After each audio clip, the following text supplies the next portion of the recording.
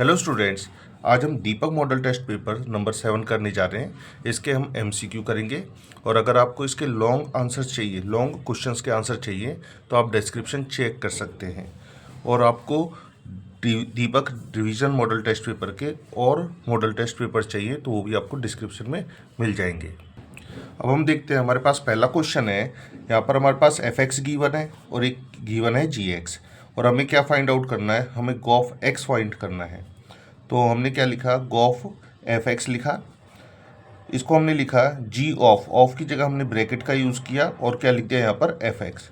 अब हमने देखा कि हमारे पास यहाँ पर लिखा हुआ है जी एक्स और इधर क्या लिखा हुआ है, इधर लिखा हुआ है जी ऑफ एफ एक्स। तो हम क्या करेंगे, हम एक्स की जगह क्या लिख देंगे, एफ एक्स। तो हमने जो इसका आंसर था इसमें एक्स की जगह क्या लिख दिया, यहाँ पर हमने लिख दिया एफ एक्स। और क्योंकि इसका स्क्वेयर हो रहा है तो यहाँ पर भी हमने क्या कर दिया, स्क्वेयर। और हमें पता है एफ एक्स की वैल्यू क्या है, एफ एक्स की वैल्यू है x plus 1 upon x plus 2। तो इसका भी क्या हो जाएगा, इसका भी स्क्वेयर हो जाएगा। ये अगर देखा जाए तो पहले क्वेश्चन का जो आंसर है वो है ऑप्शन नंबर ए। अब सेकंड क्वेश्चन था एवरी फंक्शन इज कॉन्टिन्यूस। अब हमें देखना था ऐसा कौन सा फंक्शन है जो कॉन्टिन्यूस होगा। तो यहाँ पर आंसर में कई ऑप्शन आ सकते थे, लेकिन हमने क्या लिख दिया यहाँ पर, पोलिनोमियल फंक्शन हमेशा क्या होता है, कॉन्टिन्यूस होता है। अब क्वेश्चन नंबर थर्ड है हमारे पास। क्वेश्चन नंबर थर्ड हमारे पास लिखा हुआ है, हमारे पास एक मैट्रिक्स ए है, दूसरी मैट्रिक्स बी है, और हमें क्या निकालना था, हमें निकालना था कि 2a प्लस बी की वैल्यू क्या होगी। तो हमने क्या किया, हमने 2a प्लस बी के अंदर a की वैल्यू पुट करी और प्लस में यहाँ पर जो b है, b की वैल्यू भी पुट कर दी है। हमने इस 2 की मल्टीप्लाई अंदर करी, 2 की मल्टीप्लाई जब हम अंदर करते हैं तो ये आता है, प्लस में हमने b लिखा। जब हमने इन दोनों को प्लस किया तो हमारा आंसर आ गया 9, 7, 13, 2, 14 और 15, जो कि हमारे पास ऑप्शन नंबर ए है। क्वेश्चन नंबर 4 के अंदर हमारे पास फंक्शन गिवन है और ये जो फंक्शन है ये कॉन्टिन्यूस है। कहाँ पर कॉन्टिन्यूस है, एक्स की वैल्यू 3 पर। तो क्योंकि एक नंबर का क्वेश्चन है तो डायरेक्ट होता है। ये किस तरह से होगा, हम एक्स की जगह यहाँ पर 3 पुट किया और इसमें भी एक्स की जगह 3 पुट किया और दोनों को क्या रख दिया, इक्वल। जब हमने एक्स की जगह 3 पुट किया तो ये बन गया 3k plus 1 is equal to, यहाँ पर हमने एक्स की जगह 3 पुट किया तो ये हो जाएगा 3 3 ज़ा 9, 9 माइनस 5 कितना होता है, 4। अब ये जो प्लस 1 था इसको इस साइड लेकर आए, -1 किया तो 4 माइनस 1 हो गया 3। और जो ये 3k है, जो 3 मल्टीप्लाई में कहाँ आ जाएगा, इसके डिवाइड में। और हमने देखा कि इसका जो आंसर आ रहा है वो आ रहा है option number C. Question number 5 है। क्वेश्चन नंबर 5 के अंदर हमारे पास फंक्शन गिवन है और ये बताना है कि मैक्सिमम किस वैल्यू पर होगा, एक्स की किस वैल्यू पर इसकी जो वैल्यू होगी वो मैक्सिमम होगी। तो हमने क्या किया, सबसे पहले हमने इसका डिफरेंशिएशन किया, एक्स क्यूब का डिफरेंशिएशन किया तो ये आ गया 3x square minus 3x, 3x का डिफरेंशिएशन होता है 3। अब क्योंकि मैक्सिमा या मिनिमा निकालना था तो हमने इस डिफरेंशिएशन को 0 के बराबर पुट किया। जब हमने इसको 0 के बराबर पुट किया तो ये आ गया x square minus 1 is equal to 0।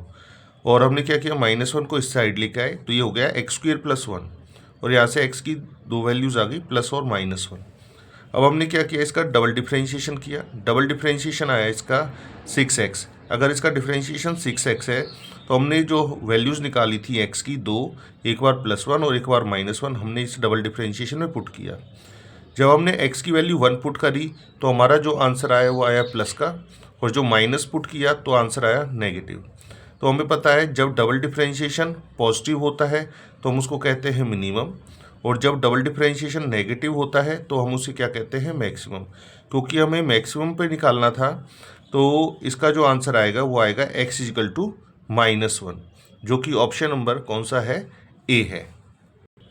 अब क्वेश्चन नंबर 6 के अंदर हमारे पास डिटर्मिनेंट गिवन है और इसका स्क्वायर है। तो हमने क्या किया, सबसे पहले इस क्वेश्चन का डिटर्मिनेंट निकाला। ये हो जाएगा 5 2 ज़ा 10 या 2 5 ज़ा 10 माइनस का, और 4 3 ज़ा 12 माइनस का 12, और इसका क्या कर दिया हमने, स्क्वायर कर दिया। -10 और -12 ये हो गया माइनस का 22, और इसका क्या होगा, स्क्वायर। और स्क्वायर करने के बाद इसका जो आंसर आएगा वो क्या आएगा, 484। Question number 7। क्वेश्चन नंबर 7 में हमें पता है जो 1 प्लस एक्स स्क्वेयर है इसका जो डिफरेंशिएशन है वो होता है 2x। तो इसलिए हमने क्या किया, 1 प्लस एक्स स्क्वेयर को t के बराबर पुट किया। t के बराबर पुट करने के बाद हमने इसका डिफरेंशिएशन किया, 1 का 0, एक्स स्क्वेयर का डिफरेंशिएशन हो गया 2x dx, इजकल टू आ गया dt। और साथ ही साथ क्योंकि इसमें लिमिट गिवन है तो हमने लिमिट भी चेंज कर दी। अगर हम यहाँ पर x की जगह क्या पुट कर दें, 0। अगर x की जगह 0 पुट करते हैं तो ये क्या आ जाता है, 1।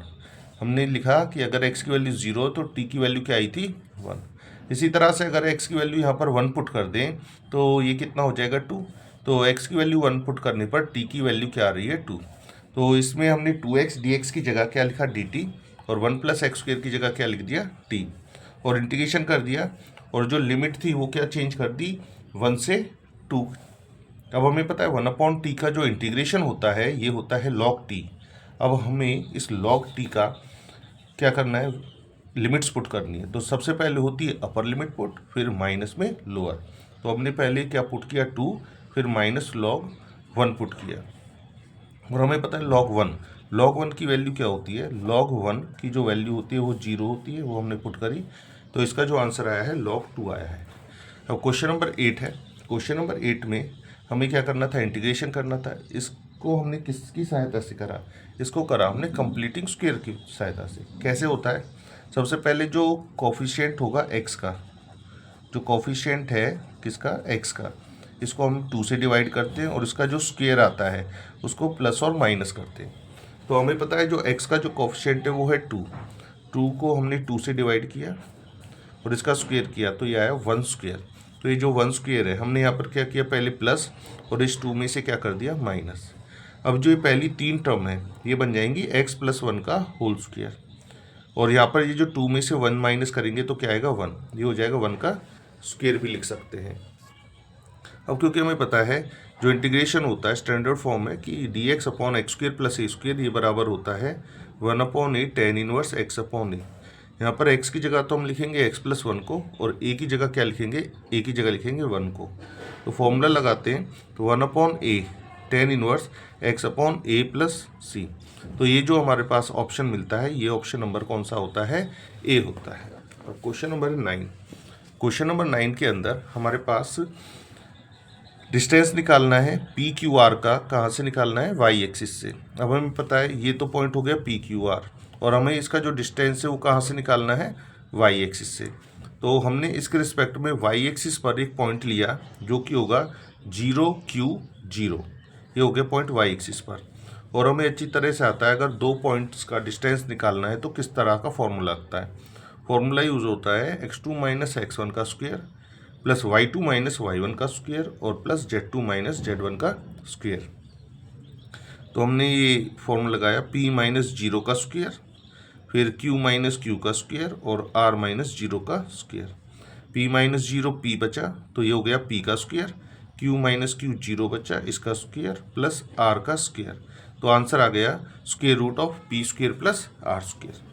और क्वेश्चन नंबर जो 10 है हमारे पास, क्वेश्चन नंबर 10 के अंदर हमें क्या निकालना है, एरिया निकालना है। Bounded by the curve y = x³ और x axis at the ordinate -2 से x = +1 तक।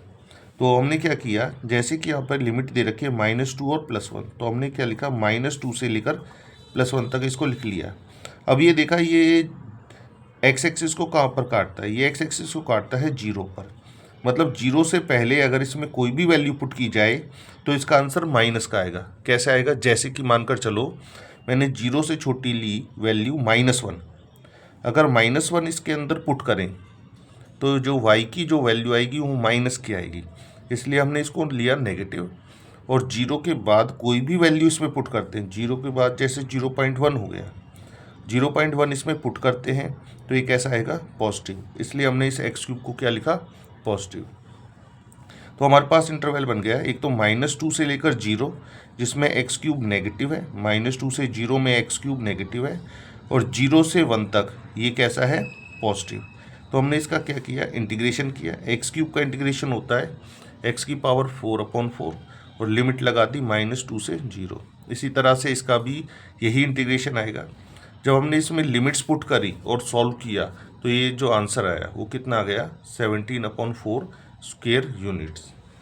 अच्छा, इसका ये जो ऑप्शन है, ऑप्शन कौन सा है, ये डी है। अब क्वेश्चन नंबर है कौन सा, 11। अब 11th क्वेश्चन के अंदर हमें एरिया निकालना है इलिप्स का।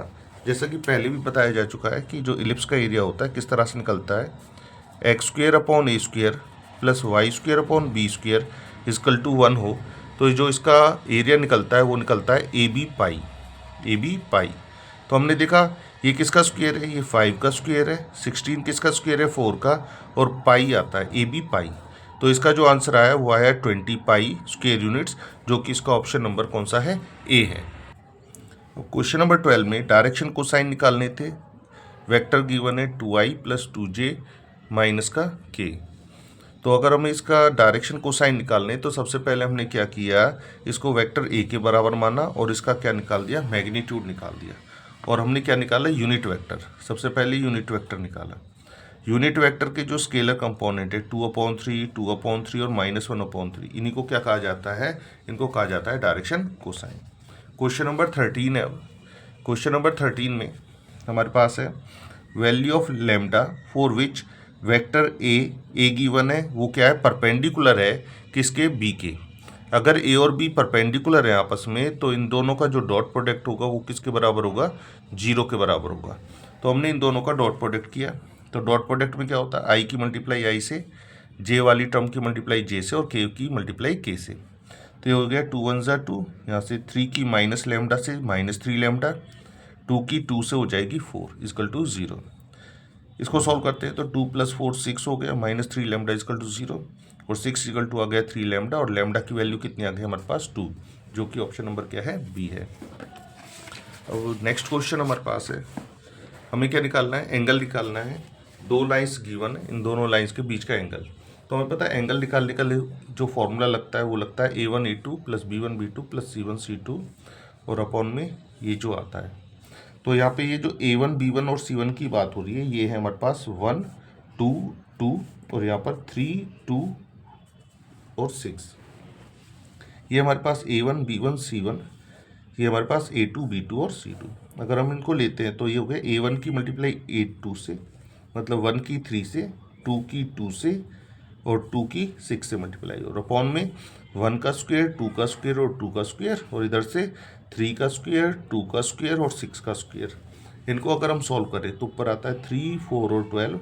नीचे हमने सॉल्व किया तो 1 का स्क्वायर 1, 2 का स्क्वायर 4, 2 का स्क्वायर 4, और यहाँ पर 3 का स्क्वायर 9, 2 का स्क्वायर 4 और 6 का स्क्वायर 36। तो सॉल्व किया तो ये आ गया 19, और नीचे आया √9 और √49। हमें पता है √9 की वैल्यू 3 होती है, 49 की स्क्वायर रूट होता है 7, मल्टीप्लाई किया 3 7 = 21 और ऊपर आ गया 19। अभी कॉस था इधर, इधर आएगा तो क्या हो जाएगा, कॉस इनवर्स। हमने देखा है ये जो ऑप्शन है, ये कौन सा ऑप्शन है, बी ऑप्शन में मिल रहा है इसका आंसर। अच्छा, क्वेश्चन नंबर 15 है। क्वेश्चन नंबर 15 में ये लिखा हुआ है कि objective function of A LPP. LPP का ऑब्जेक्टिव फंक्शन क्या होता है, इसका जो ऑब्जेक्टिव फंक्शन होता है वो होता है ऑप्टिमाइज करना, मतलब मैक्सिमम या मिनिमम दिखाना। The probability of obtaining an even, अच्छा ये इसका जो ऑप्शन था 15 का वो कौन सा है, सी है।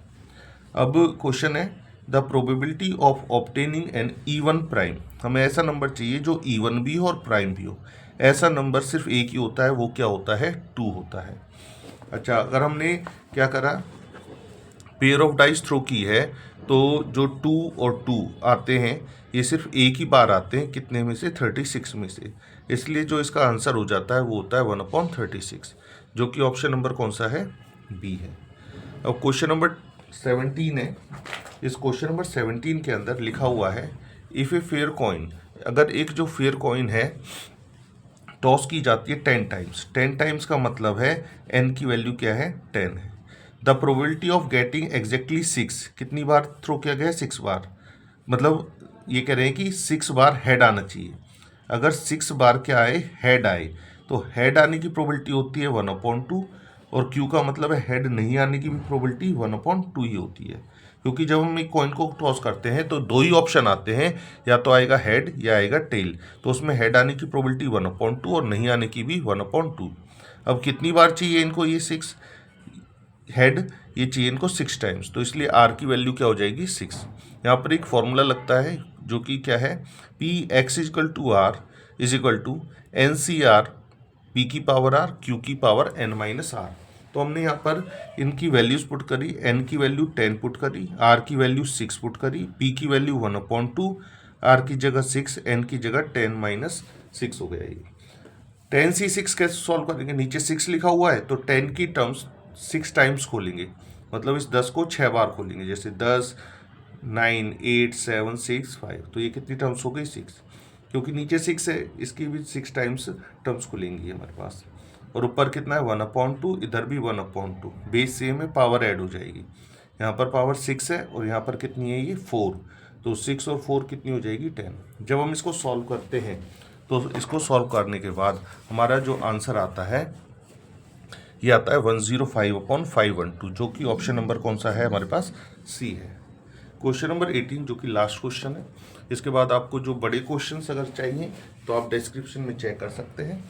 तो यहाँ पर हमारे पास है the function f(x) = 2x² - 1/x⁴, और जबकि x की वैल्यू ग्रेटर दैन 0 है, तो ये पूछ रहे हैं कि ऐसा कौन सा इंटरवल है जिसमें ये क्या होते हैं, डिक्रीज होते हैं।